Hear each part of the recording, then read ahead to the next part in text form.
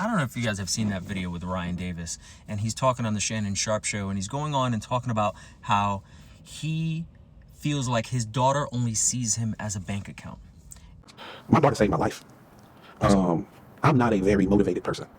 And when we went and got that ultrasound and they said it's a girl, I knew I couldn't be a mediocre man anymore because it would affect how she viewed men in general. And then she'd been okay with that. And she would be okay with a mediocre man. And to watch that daddy's girl go from, I just want to be around him, I just want to touch him, I just want to sleep on him, be cuddled up to him, to, hey, if he ain't buying me nothing, I really ain't trying to go. Like, I lost her. And it takes a long time to get him back. That was like so important for me. It was like, while we're going through what it is, and then she, me and their mother was talking, she was like, Dad, it's like you're trying to get so much time. I'm like, yeah. Because that's all that matters. Once it's gone. Because once it's gone, it's gone. It's like, you had so much of the first half, just let me get more on the back. And I've watched a few reactions from those videos, and I am completely aloof at how the heck did you people come to that conclusion that this man is blaming that child for that. At no point in time does he do that. In fact, what he goes on to state, and I'm almost positive, one thing is certain. Many of you will watch a 90-second clip and just forget about everything else before and after that clip. That man has a full 12-minute rant on how he failed as a father by putting the priority on the money and not on the time on the front end. There's a psychologist that usually talks about this. She's a clinical psychologist. She's been on Diary of a CEO. I'll put up her name on the screen once I actually look it up. But she talks about the most important and decisive points in time for your child to really mold them is that first 3 years of their life. They're critical. And Ryan goes on to basically explain that he wasn't there for those. He's trying to be there now on the back end. He wasn't there on those formative years, which are really important. So now his daughter sees things as transactional. He blames himself for that. Blames himself. Many of you are taking the take that all of a sudden he doesn't blame, that he's blaming his daughter. He's not doing that at all. Quite the contrary. He's blaming himself.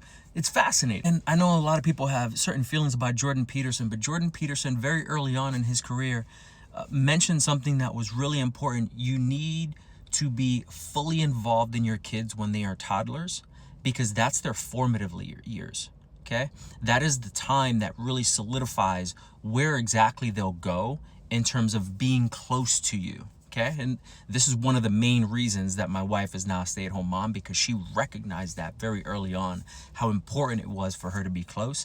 And me, as the person that I am, I want to make sure that I provide that for my wife. But I will give you one entire caveat. Providing for a man doesn't necessarily mean that you're just only providing with the money. Yes, there's going to be money involved, but the providing portion is very important when you're providing time and space for them. Time for them is so critical. I can tell you how many thousands of dollars I spent on my son's baseball equipment, on my daughter's gymnastics, that they are now older. But you know what the valuable portion of all that was that I did not miss a baseball game. I never missed a baseball practice. I never missed a gymnastics meet. And all the thousands of dollars was you buying access to time to spend with your children. That is the money. That's the money portion. There's a saying that I try to tell a lot of people that I know is, I can make more money, I cannot make more time. Ryan, unfortunately, is learning that on the back end.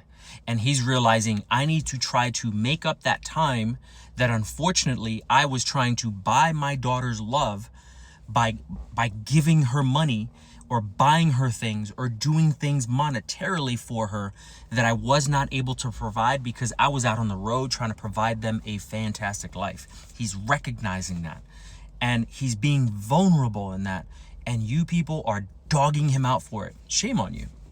Shame on you, because there's so many videos on here of people that come on here that they are moms and they say, I hate being a mom, but I'll be there for my kid.